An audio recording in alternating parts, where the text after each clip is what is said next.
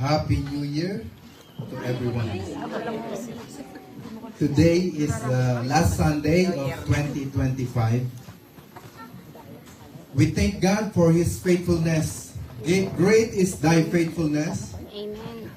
Every Sunday, each of those Sundays, He is always here with us. Amen. He promised when we gather together in His name, He will be in our midst. So today, He is again here in our midst. So, as we continue in our series in the book of Mark, chapter 6, supposed to be, it's a happy new year, it's a happy message, but we have to be faithful with our series. Nagkataon po that today we will be talking about one of the saddest story in the Bible. This is the death of John the Baptist. Next to the crucifixion of Jesus Christ, the death of this man is one of the saddest story of the Bible. Though it's sad, we will learn great lessons about this man. So the story goes, as we had read in Matthew, we took some reference in Matthew. Matthew 11 is when Jesus talked about this man. So we just read that during that time of Matthew 11, John was already in prison. So while he is in prison, by the way, right after baptism, a few days lang, he was right away abducted by Herod, by the soldiers of Herod, and he was put in prison. So, we know that nagampanan niya na ang kanyang purpose to baptize Jesus Christ. So, after that, he was put in prison. So sad. So while he is in prison, we read a while ago that John also had some disciples. He asked his disciple to go to Jesus. Malamang nag-aalinlangan o nagtataka siya, bakit ako nabubulok dito sa kulungan? Bakit hindi ako napili one of the 12? Because the 12 were sent out. Miracles, healing. People are blessed through the 12 disciples. But this man, the forerunner of the Messiah, actually the first cousin of Jesus, is in prison, nabubulok. So sabi niya, can you go to that man, the one I baptized? Ako nga yung forerunner, ako yung prophet, ba't ako nandito sa kulungan? Hindi siya nagreklamo, but most probably there's some doubt in his heart. Hindi naman siguro nagtatampo. I know John the Baptist, he's the greatest, Jesus said. But that's the story. And then Jesus said, tell John what is happening. The sick are healed, the dead rise from their dead, nabuhay mga patay. Sabihin mo kay John, at sabi niya, blessed are those who does not stumble on account of me. Pinagpala ang sino mang hindi nagdududa o nag-aalinlangan na si Jesus ay Diyos. Nag-aalinlangan ka ba? If not, you are blessed. Amen. So, and then, ito yung description ni Jesus sa taong ito kay John. Sabi niya, what did you go out into the wilderness to see? Ano ang nakita niyo doon? A reed swayed by the wind. A reed is like a tall grass na hinahangin ba siya? It is a symbol of John being firm. He's really standing, bold as a preacher, non-compromising. Hindi siya nayayanig ng kahit ano, ng kahit na sino. So, that's what Jesus described about this man of all the prophets. Even greater than the greatest Elijah. So this is the Elijah who is the forerunner of the Messiah. So, natagpo ngayong New Year, na ang ating topic is a very sad story, the death or the beheading of John the Baptist. And very gruesome. O nakakapangilabot ba? Yung pagkamatay na yung ulo nilagay sa plato. Parang ulo ng lechon na nakalagay sa plato. So, yun po ang ating pag-uusapan. And I believe there is a very strong lesson that we can pick up from this story. So, now let's go to the book of Mark. Let's all stand and read the Word of God in Mark chapter 6. Our verse today is from 14 to 29, but let me read the first part only. This is the context of the story. So, starting from verse 14, I will read. Read with your eyes and with your heart the Word of God. Verse 14, King Herod heard about this, for Jesus' name had become well known. Some were saying, John the Baptist has been raised from the dead, and that is why miraculous powers are at work in him. Others said, he is Elijah, and still others claimed, he is a prophet, like one of the prophets of long ago. But when Herod heard this, he said, John, whom I beheaded, has been raised from the dead. For Herod himself, by the way, take note of that, John is already dead. John, whom I beheaded. John is already died. So this story is a flashback, kumbaga throwback. So John, whom I beheaded, Herod said, has been raised from the dead. For Herod himself had given orders to have John arrested, and he had him bound and put in prison. He did this because of Herodias, his brother Philip's wife, whom he had married. Adultery. For John had been saying to Herod, it is not lawful for you to have your brother's wife. So Herodias nursed a grudge against John and wanted to kill John. But she was not able to, because Herod feared John and protected him, knowing him to be a righteous and holy man. When Herod heard John, he was greatly puzzled, yet he liked to listen to him. Let us pray. Father God, we thank you for your word. Lord, it's not a coincidence that you let us have this New Year message as the saddest story in the Bible. And Lord, we know that you want to learn. You want us to learn from this narrative, this story of the beheading of John the Baptist. Holy Spirit, help us now.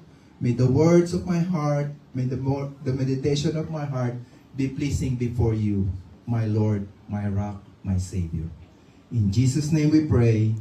Amen. We may all be seated. So, for us to learn the story of this narrative, there are 4 main characters in this story.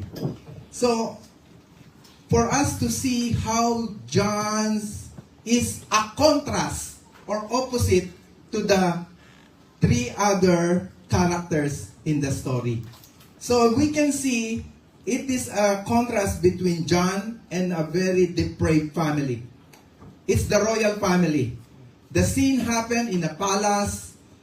In today's time, it is the Buckingham Palace in London, or in Malacanang in the Philippines, or the White House in the US. The home of the leader of the king, King Herod. So, the main character, first of all, is John the Baptist. Number 1, the faithfulness of John. And then we will see the daughter of Herodias. Her name is Salome. But I'll call her walang hiya. So, shamelessness of Salome. I mean, nung araw, ang mga babae talagang nakabalot. Hindi pwedeng ipakita, kahit mata tinatakpan. Hindi sila pwedeng titigan ng lalaki. Pero, eto, nagsayaw ng, hindi ko alam kung anong klase sayaw, but the Bible said, it is a seductive or sensual dance. Parang yung mga sayaw ng agogo dancer. Kasi ang audience niya dito, mga generals, mga nobles, mga rich businessman, mga tycoon, at yung hari. At lasing na. Ganun po sa mga nightclub. Ang gusto nilang mapanood yung mga ganung sayaw. Hindi kagaya rin nung sayaw natin ng Christmas. Hindi masyadong ganun. Pero, ito po ang sayaw na malaswa ang tawag. Kaya tinawag ko na lang shamelessness of Salome. And then the third character is this woman, Herodias. The vengefulness, ang paghiganti. Many commentaries said this is the New Testament version of Jezebel, the wife of King Ahab, yung nag-threaten kay Elijah. So this is her version in the New Testament, Herodias. And the fourth is the king. Kala mo king, malakas. This is a very weak king. Actually, this night, 2 heads rolled down. It's not only the head of John na gumulong. Itong hari to, nasiraan din ng ulo. So let's go to the first part. The faithfulness of John. So, I mentioned already, John, we can call him the preacher of repentance and sin. Every time he preached, he said, repent, for the kingdom of God is near. The same preaching of Jesus when he declared, repent, for the kingdom of God is here. So, that is a preacher. So, first, ulitin ko yung sinabi niya sa Matthew 11:7. As John's disciples were leaving, ito yung time na pinadala ni John, nakakulong siya, pinapunta niya, tinanong, nag-alinlangan siya, tanungin niyo nga kung talaga siya yung Messiah. So ngayon, nagkwento si Jesus na, sabihin niyo kay John, gumagaling ang mga may sakit, nagsisisi ang may mga kasalanan, maraming nagbabagong buhay. No? So, at sabi niya, what did you go out into the wilderness to see? A reed swayed by the wind? Question yon, rhetorical question. Parang sinasabi, ang nakita nyo doon ay isang taong hindi nayayanig. Walang takot, matapang, at tapat sa kanyang calling. I mean, he stand for the truth. His fear and reverence is on God. At hindi siya natatakot sa tao. Kahit sino pa. So, we can call him an uncompromising preacher of the word. And then you know the history of this man. He is also a miracle birth. Elizabeth and his father Zacharias are very old. And Elizabeth is barren. And 3 months older siya kay Jesus. And then, when he grew up, he knew his calling. He did not dress up any t-shirt or pants. He just used a camel's cloth.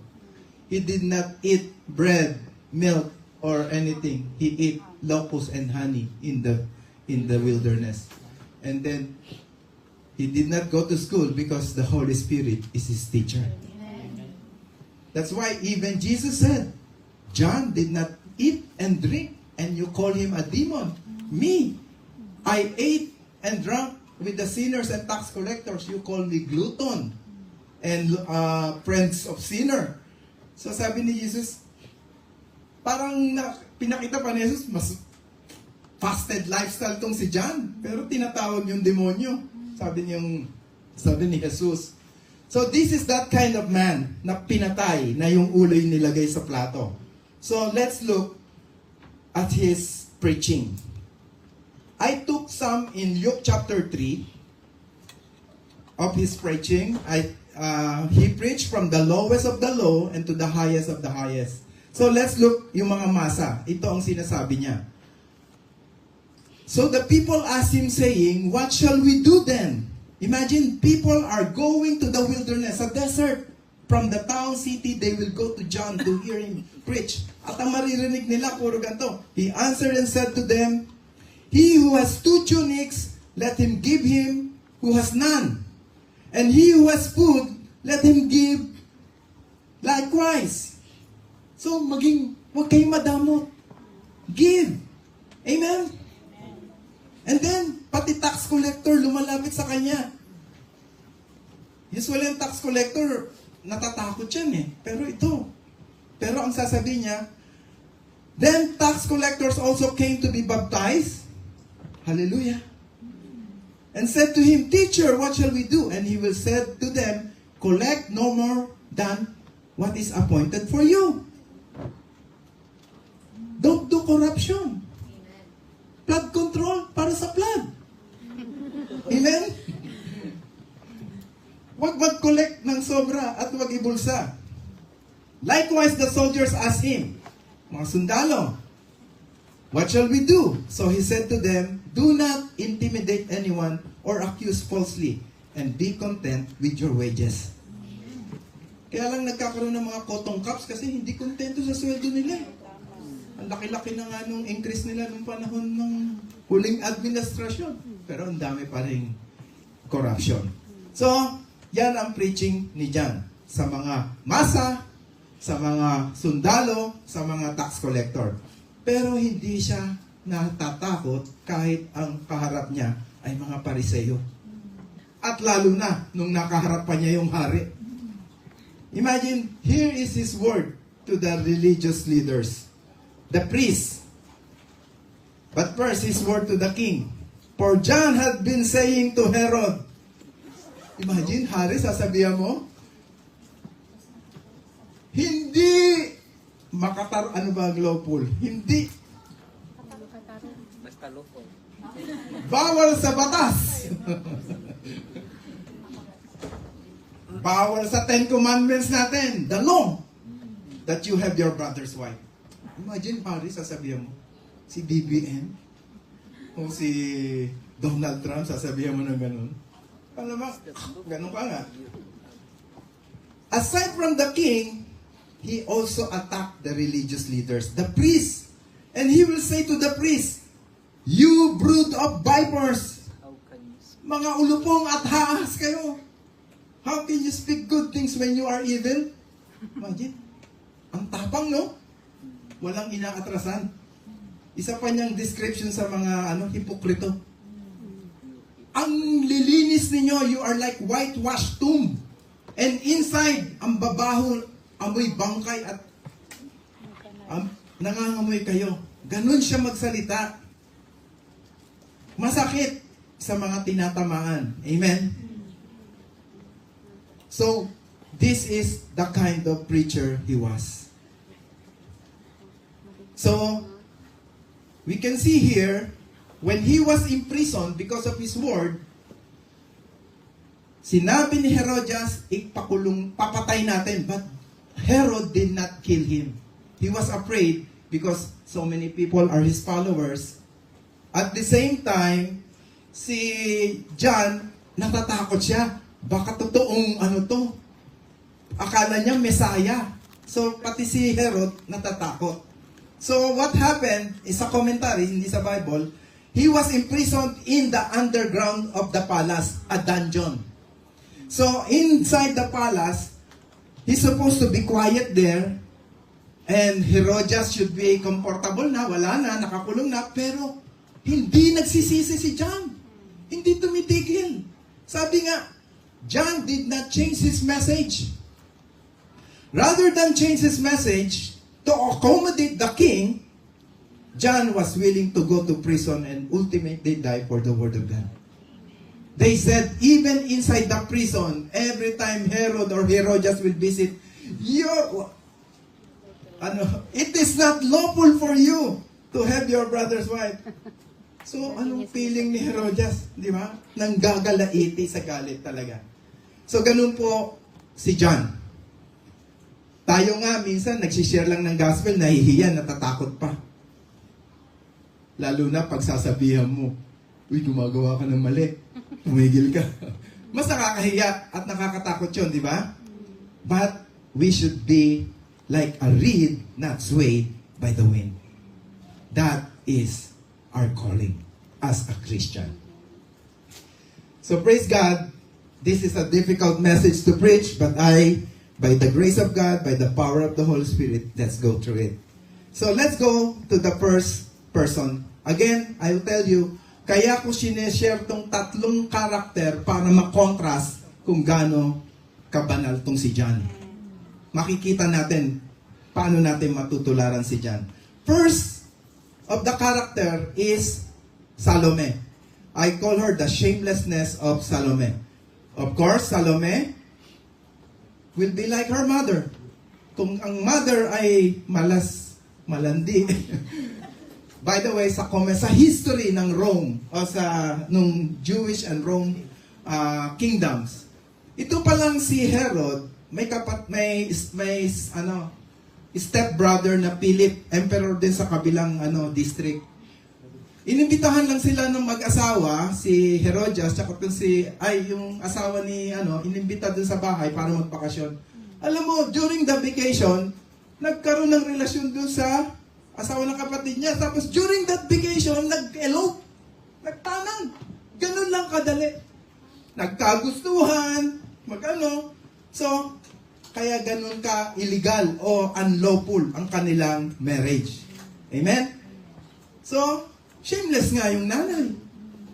So malamang yung anak, shameless din si Salome. So ito yung nangyari. Let's go back to the verse. I will read first before I go through it. Verse 21 to 29. Atras tayo, Jim, dun sa second. Atras pa. Mark. So this is the story. Then an opportune time, ito na yung flashback kung paano namatay si John the Baptist. Birthday to ni Herod. Alam niyo naman, pag birthday ng hari, ano mga bisita? Mga tycoon, mga generals, at mga businessmen, mga leaders. Then an opportune day came when Herod, on his birthday, gave a feast in the palace. First, for his nobles, ito yung mga rich relatives and friends, the high officers, the generals, the CEOs, and the chief men of Galilee. Wow, these men are the highest of all men sa lugar na yon. And verse 22, look, my surprise number. Suddenly, when Herodias' daughter came in and danced. Usually, mga agogo dancer lang ang hinahire dyan. Pero to special night, yung anak ng reyna biglang nagsayaw. Most probably, plano to o set up to. Anak, alam ko weakness niyang asawa kong yan. Magpasiklab ka, ang ganda mo, ganyan. And anong nangyari? It pleased Herod. Another version said, Herod was seduced. And those who sat with him, pati yung mga nobles, officers, generals, chief men, lahat, were pleased with the dance. Di natin kalam, but the description in Greek, it is a lewd dance, lewdness, may sensuality. Parang yung mga may hawak na pole. Alam niyo yun? Yeah. Alala ko lang, hindi na ako bumabalik. Sino pang hindi nakapasok dun? Amen? Lahat tayo nakapasok dun eh. Nasayaw nung Christmas. Bontek na. Ingat sa pagsayaw-sayaw natin ng Christmas, baka mabalik yung old sinful nature natin, ha? Hindi, inalaw natin ng Christmas yung mga mga nag-passion. Ngayon, once a year lang naman ninyo yan ginagawa, pero wag niyong gawin niya every Sunday dito, ha? Bibigyan kayo ng balabal ng mga usher dyan sa pinto.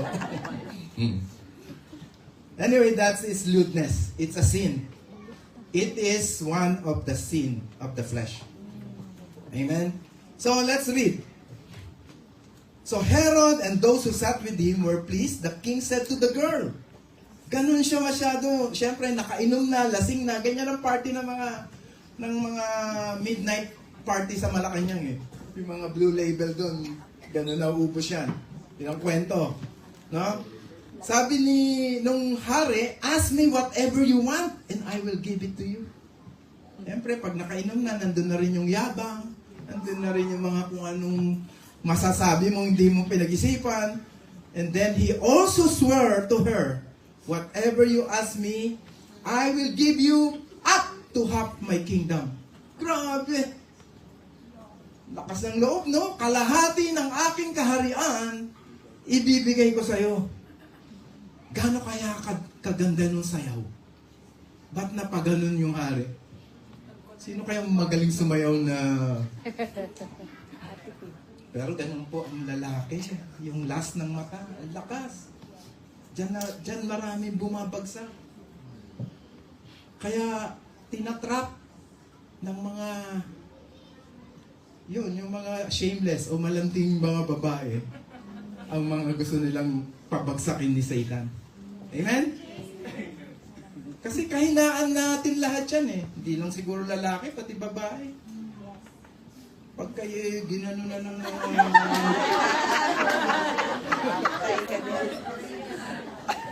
Ba't tayo nagtagal dito? Move on! Anyway, half of my kingdom. So what did he do? So she went out and said to her mother, what shall I ask? Atin na ang kaharian. You can see the revengeful heart of this woman, this evil woman. He did not seek any kingdom. Actually, half naman talaga sa kanya, reyna siya eh. Pag namatay nga si Herod, kanya lahat yun eh. Kaya sabi niya, no need for the kingdom.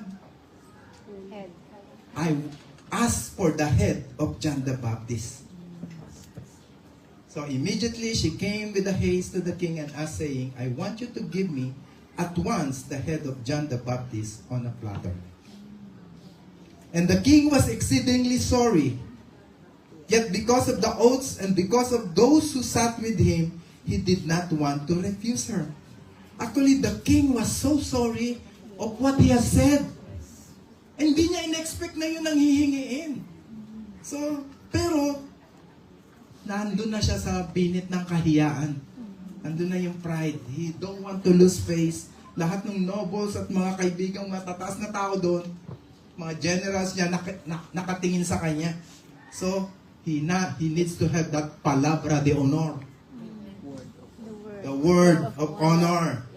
So, no choice, he said. Immediately, the king sent an executioner and commanded his head to be brought. And he went and beheaded him in prison. Brought his head on a platter and gave it to the girl. And the girl gave it to her mother. When his disciples heard of it, they came and took away his corpse and laid it in a tomb. So the next slide show a very, not really a picture of that four characters. The one in the lower part is only the head in a plate. So that's Herod, Herodias, and Salome. This dance caused the head of John the Baptist. A shameless girl who danced shamelessly for an evil purpose. During that time, ang mga babae po nakabalot, nakaayos. Ngayon lang nauso to eh. Bawal yan sa yung suot nyo sa Middle East. Yes, bawal. Correct? Dapat nangabalabal. Kaya nung nakalaya kayo sa Middle East, dito, todo bigay naman kayo. But remain modest. Hindi nyo alam ang mga mata namin. Makademonyo ang mga mata ng karamihan. Nandun yung mga sinful nature. So this is the shamelessness of Salome. So another verse, when I said Galatians 5:19,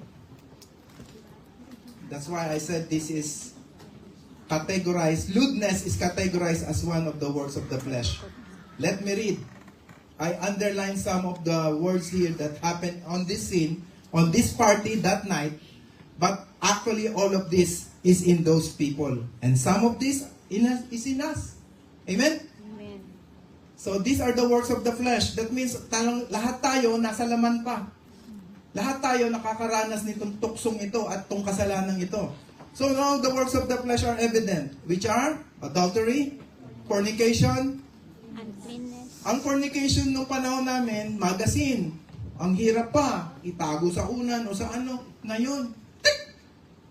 Wala nang firewall, wala nang X-rated, wala nang triple X, wala nang kahit 30X, mapapanood ng bata. It's free for all. Kaya, the days are evil. Adultery, fornication, uncleanness, ayun, lewdness. Lewdness is not modest. Sensual, seductive. Sa Tagalog, malaswa. Hindi yung laswa na sabaw ng Ilonggo. Malaswa.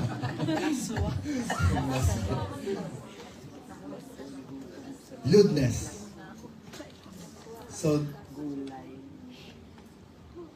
idolatry, sorcery, hatred, contentions, jealousies, outbursts of wrath, selfish ambitions, dissension, heresies. Ang dami, no? Meron ka ba lahat niyan? Yes. Dati.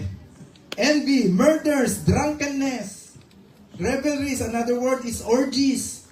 That means multiple partners. Okay, lalaki, babae. Orgies. Of which I tell you beforehand. Just as I also told you in time past. Mula noon hanggang ngayon, hindi nawawala that those who practice it, those who practice such things will not inherit the kingdom of God. We all practice past tense with D. Should, before. But if you keep practicing it up to now, until you repent, the Word of God said, you will not inherit the kingdom of God. So the word in Romans 13:13, let us behave properly as in the day, not in sexual promiscuity and sensuality. It is a command. A Christian should not lack propriety. Maayos ka. Wala yung mga flirt, mga pa-display. Uy, mukhang may crush sa akin na si Pastor, ha? Ay. Shameless Salome. Shamelessness of Salome. Tama? Kaya, unti-unting aalisin sa atin ni Lord.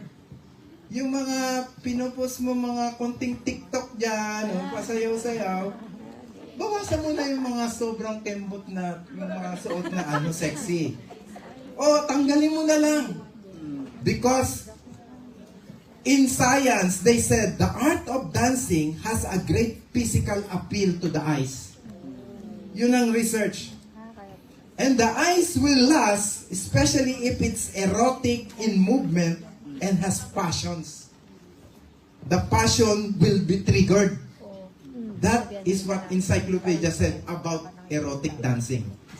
So, don't use your body as an instrument of sin. Amen? Amen. Konti lang nag-amen, ah. Amen. Amen. Don't be like Salome. So let's go to the second character, Herodias. The vengeful of Herodias. Vengefulness. Ang paghihiganti ng higante. So the vengefulness is found in verse 19. So Herodias nursed a grudge against John and wanted to kill him. Ayun po.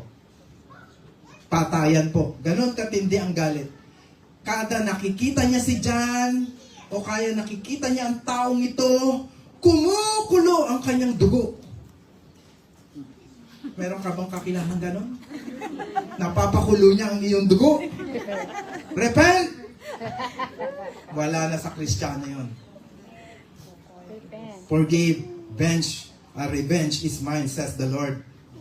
So sabi po dito, but this woman was not able to kill John because Herod feared John and protected him, knowing him to be a righteous and holy man.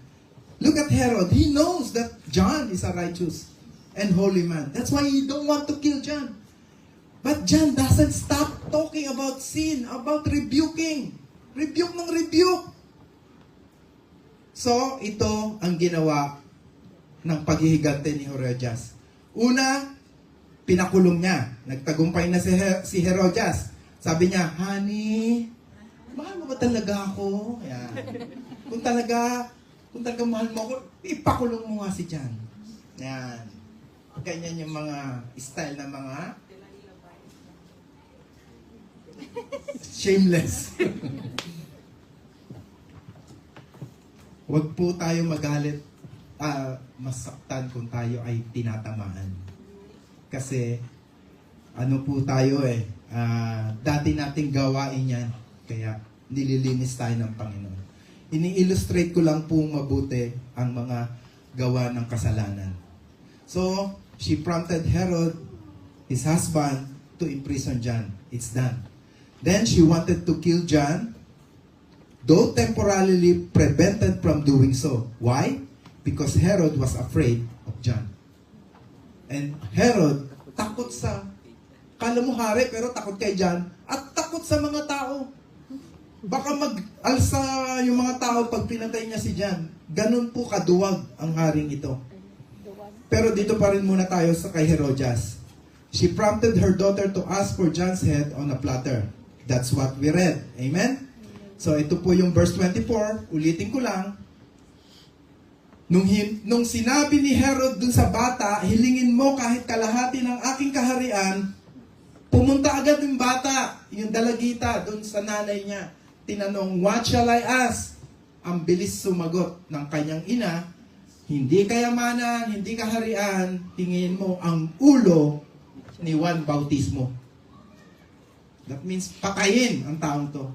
At kailangan pang dali yung ulo para siguradong siya yun. Baka mamaya kung kani-kaninong ulo lang yung pinutol.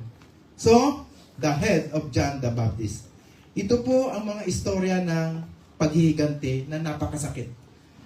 Sa Bible, marami kang mababasa. Una, yung galit ni Simeon at Levi nung ni-rape yung kanilang kapatid. Pinatay nila isang bansa sa Shechem. Amen. Ito rin po, napaka-honorable man itong si Abner. Pinatay dahil sa paghihigante ni Joab. Alam nyo rin ang nangyari sa kay Haman. Yung gustong patayin si Esther at ang mga Jew. Bumaligtad ang kilos ng Diyos. I mean, they found out that Haman has a bad motive. Nakita nung hari, imbes na si Mordecai ang mabigti, si Haman. Bumalik sa kanya ang kanyang paghihigante. Alam din natin na hanggang ngayon, tong Edomites, Philistines, ay naghihigante pa rin sa Judah hanggang ngayon. Amen. Yung sama ng loob nila na yung si Hagar daw, tsaka si Ismael, pinalayas ni Abraham. At ang kinupkup lang si Isaac at si Sarah. Hanggang ngayon, nagre-revenge sila. Kaya buong mundo na galit sa Jew. Nung isang last week lang sa Sydney, merong Palestinian na pinagbabaril yung mga Jew sa Sydney. Mag-ama. So, ganyan po kasama ang naghihigante. Huwag po kayo maghihigante. Yung iba, nabash lang. Yung mayor, lumabas na, binaril. Meron yung nabawasan lang yung mana sa lupa. Buong pamilya sinunog. Basta maraming story niya. Meron sinabihan ng bangag. Pinakulong si matanda.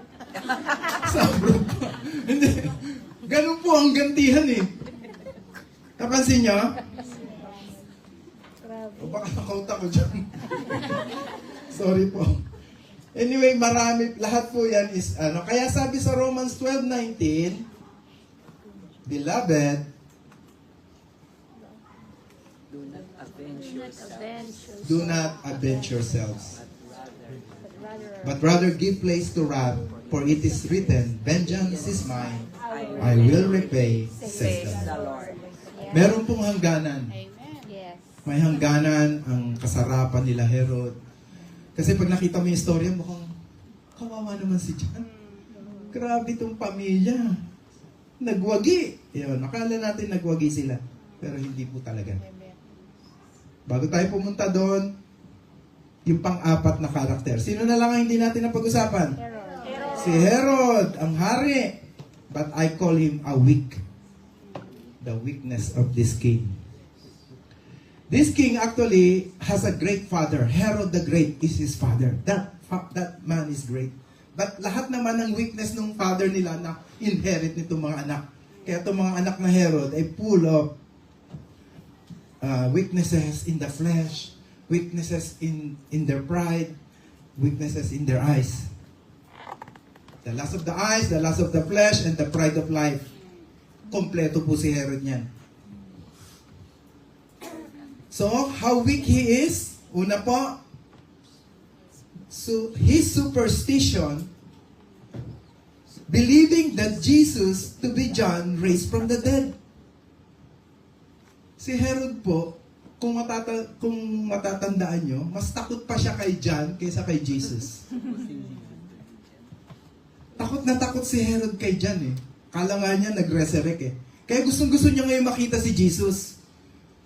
Hindi niya matagpuan si Jesus kasi hindi siya pinapansin ni Jesus eh. Pero may time po, bago i-crucify si Jesus, sinabi ni Pilate, dalhin niyo yan kay Herod. Kasi may karapatan si Herod, bigyan siya ng capital punishment. Yung death sentence. Ayaw sentensyahan ni Pilate, gusto niya maghugas ng kamay.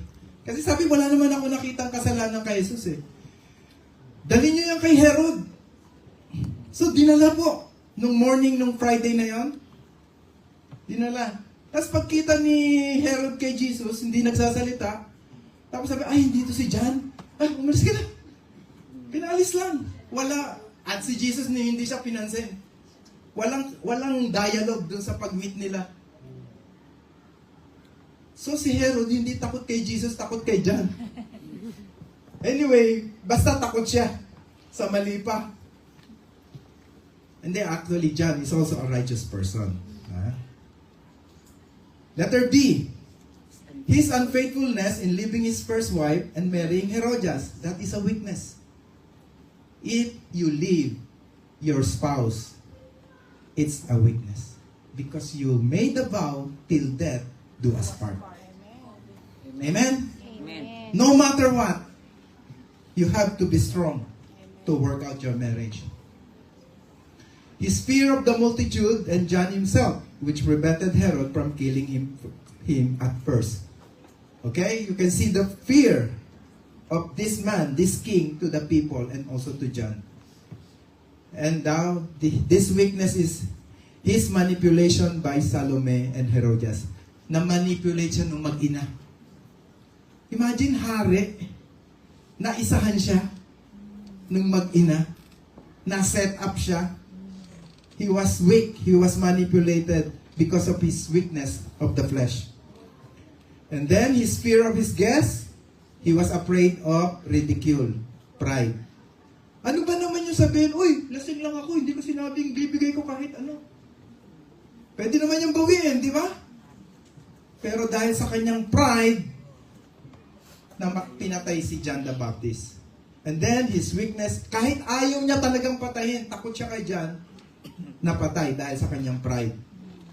His weakness eventually led him to his downfall.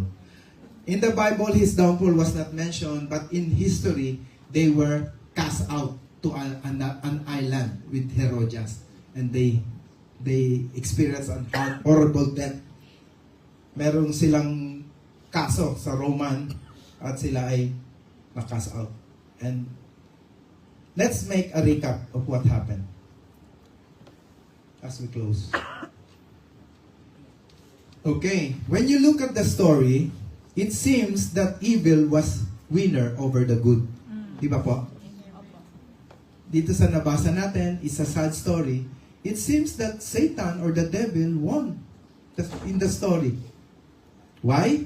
First, Herod succeeded and imprisoning and killing John. True? Yes. And then, Herodias and Salome, the vengeful mother and the shameless daughter, succeeded in manipulating Herod, and they were able to get rid of John. So, it seems evil is more powerful than good. But here, there are times today when it seems that evil people are the ones who win in life. True? In Psalm 73, when you look at the whole chapter of Psalm 73, last time I thought about this, the prosperity of the wicked. In verse 3 of Psalm 73, the psalmist said, "For I envy the arrogant when I saw the prosperity of the wicked." Sabi, how good are their lives? So they're so happy. They are traveling, they are eating. If they have sickness, they can go to the hospital, they can buy the best medicine, they can hire the best doctor. Ganun yung psalmist, nagtataka siya. What's happening? But they're all evil. Di ba po? So these are the people who blatantly disregard God's law on divorce and remarriage, but they're having a good life. Young people who gain popularity through shameless conduct.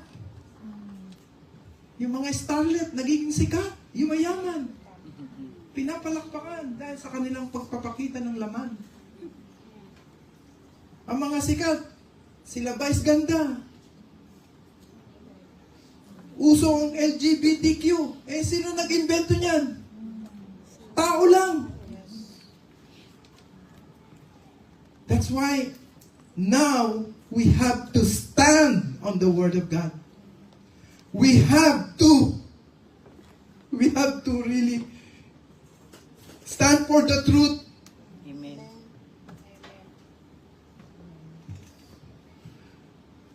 And also, as revealed in Psalms, such apparent success is fleeting.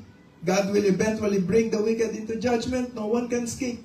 Sometimes judgment is received even in this life, as with the exile of Herod and Herodias. These people is described in Psalms, they are placed on slippery ground, and then sudden destruction awaits them. Totoo po yan, mga kapatid. So ngayon, to close this message, what is the significance of this new year, this coming year, to this story? A verse in Psalm 73:27 said, "Those who are far from you will perish. You destroy all who are unfaithful to you." Sila Herod, kahit nakita mo yung success nila, si Herodias, si Salome, it seems they are successful with all their plans. They have everything that they need. But here is their destiny. Psalm 73:27, "Those who are far from you will perish. I will change the word God with you." Those who are far from God will perish. God will destroy all who are unfaithful to God. That's why it is true, what will it profit a man if he gains the whole world and yet forfeits its own soul? Kahit po makuha natin lahat ng gusto natin dito, kahit mali, kahit bawal, kung gusto mo, okay, pero temporary po ang buhay natin sa earth na to. Amen. We must look at the eternity. Amen. That's why one of our memory verse in 104, ID 104, is this: "He is no fool who gives up what he cannot keep to gain what he cannot lose." All the things in this earth are temporary. You cannot keep it forever. It's fleeting. It's temporary. It's no worth keeping it. Amen. But for the sake of gaining that life, that eternal life, just lose it. Surrender it. Give it up. Give it away. You are not full. If you give up what you cannot keep, that means these temporary earthly things. The lust, the flesh, the money, everything. So that you can gain eternity, eternal life.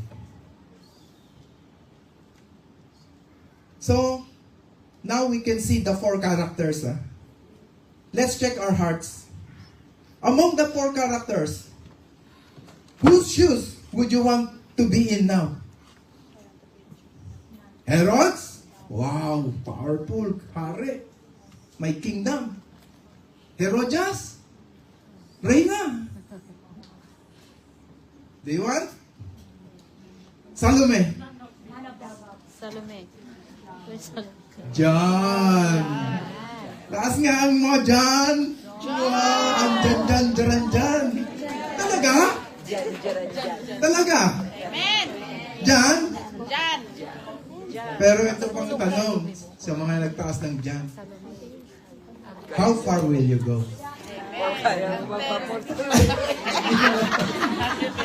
Ayaw willing to lose. How far will you go? Hanggang dyan lang. Hanggang dyan lang. Amen. Ganyan yan. Hallelujah. How far will you go? Are you willing to lose your head for the truth? Amen. Amen. Yes.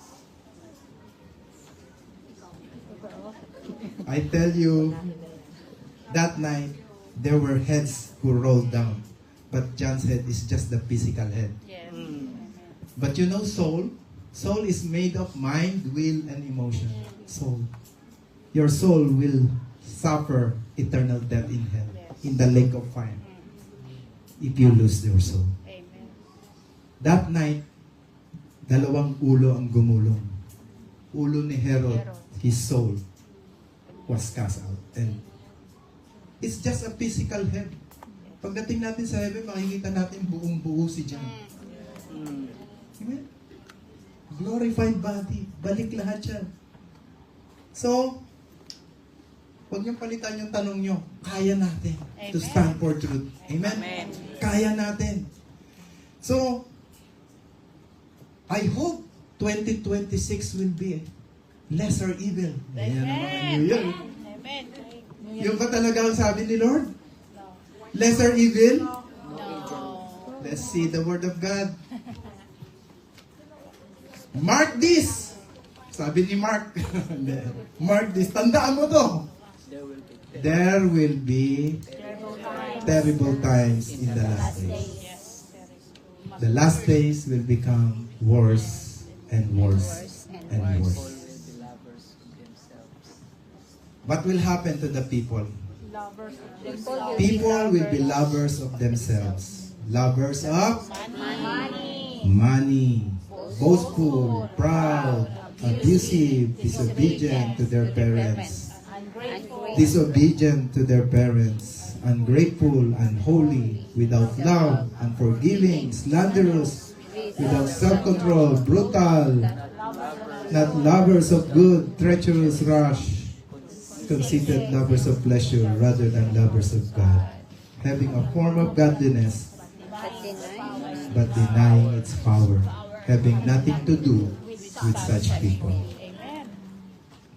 So, I wish you a happy new year.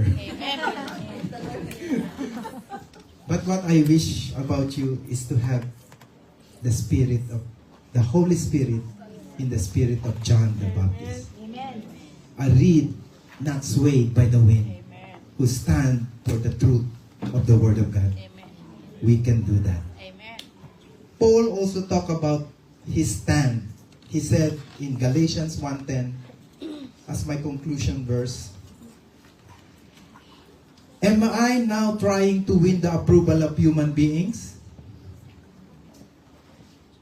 Or of God? Dalawa lang naman eh. Will you obey God to stand for the truth?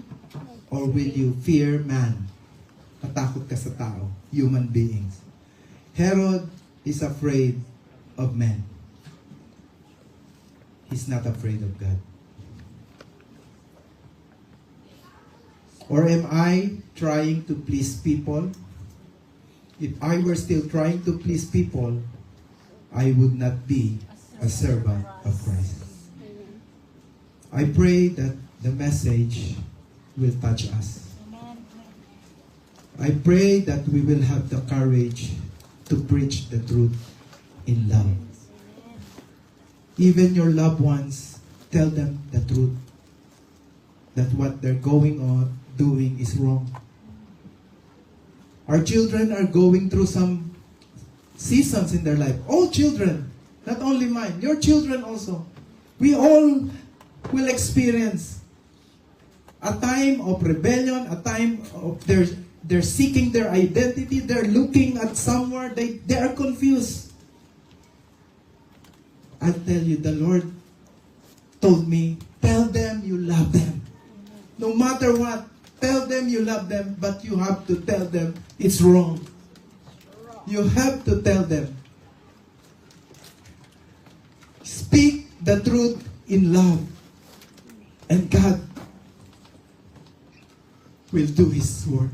He will do His work. Amen?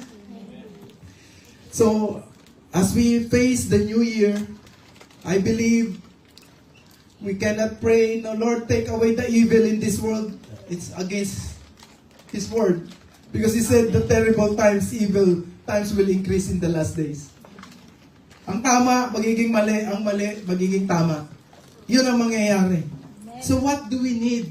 A heart of John the Baptist. A reed that will not sway by the wind. We will stand for the word. We will stand for the truth. Amen?